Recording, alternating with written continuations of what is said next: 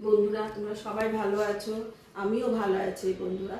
আজকে জ্যৈষ্ঠ মাসে মঙ্গলবার, আমি তো ব্রত রাখি, তাই আমি দেখো আমার পুজোর ঘর, এই যে আমি পুজো করতে বসেছি, তোমাদেরকে তাই দেখাচ্ছি। আমার এক সাবস্ক্রাইবার বন্ধু বলেছিলেন যে আরেকবার পুজোর ভিডিওটা দেখাতে, তাই আমি তোমাদেরকে আবার পুজোর ভিডিওটা দেখাচ্ছি।